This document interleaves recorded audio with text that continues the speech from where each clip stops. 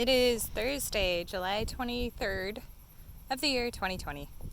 It hasn't been a good week. So I'm just going to focus on flowers because flowers should make anyone happy.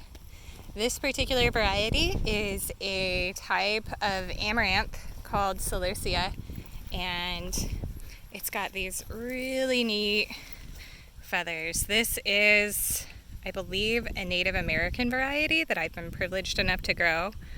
And it's actually got a really soft, almost papery feel to it. They look really incredible dried. And so part of my goal this year with growing flowers was to actually grow varieties that once your bouquet has, kind of lost its liveliness, it still looks nice. This is another type of celosia. This is the flamingo one, and it's supposed to be pink, but I find it's more white. I guess like there's a pink hue to them.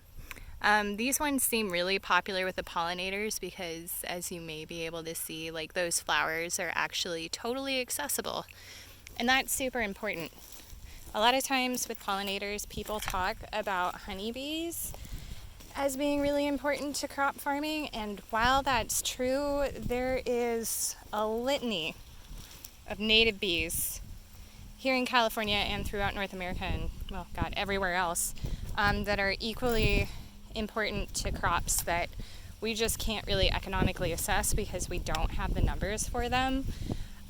But I feel like a lot of these guys are really undernoticed and really important. You can see, I don't know what type that guy is. There's a couple natives in here. Can you see them? I hope you can. What are you doing? I think we've got someone sleeping in the flower here. Fun. Here's a little halictid bee up here. These guys are little tiny antisocial guys. Solitary bees. Most of these are.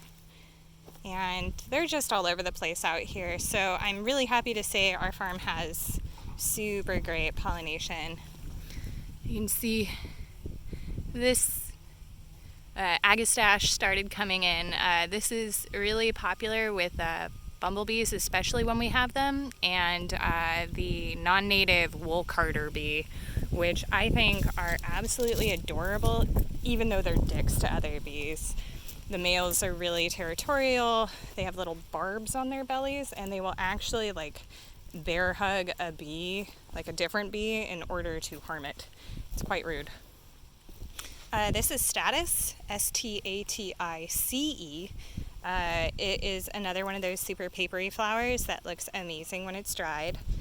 And I think these guys really just want to be picked at this point. But look, how are you supposed to pick it when it's absolutely covered in pollinators? I don't want to take it away from them.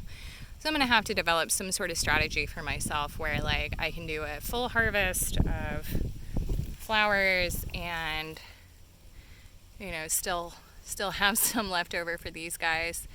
The pollinator diversity, I will give woodland this credit, even though it's always windy as fuck and it drives me crazy. But the pollinator diversity out here is really, really, really good. I've lived in Sacramento for the last 14 years, and it is just not nearly as good out there. And then, who can't grow zinnias, I ask you? Hey, look, a little buckwheat butterfly. What a cutie. It blends right in with that flower. Can I focus on you? Fun. Zinnias are in the same flower, or the same family as sunflowers, which are native to the North American continent. So needless to say, this family in general just does really well here. And they've been bred to have all kinds of crazy characteristics. And look at that. These guys are freaking huge. Here's my hand for reference. It's pretty sweet. So they do actually best in high temperature. These guys really didn't start growing until it got to be around 100 degrees in the daytime. So yeah, and there's even more zinnias down here. I guess I'll wander over real quick so you can see the colors. Well, these guys don't have any color, but look at how uniform. I love them. I don't know what happened here. Probably rabbits. All my problems stem from rabbits. Although, as much as I complain about them, y'all should know I did save a baby one the other day. I sent it to the Wildlife Care Association, and if all goes well in its rehabilitation, they'll be bringing it back here in a month. So yeah, here's the field. Watermelons have been doing great. Melons in general have been great.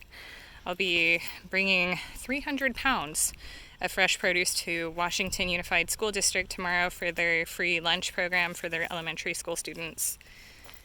Hope y'all have been okay, and we'll see you next week.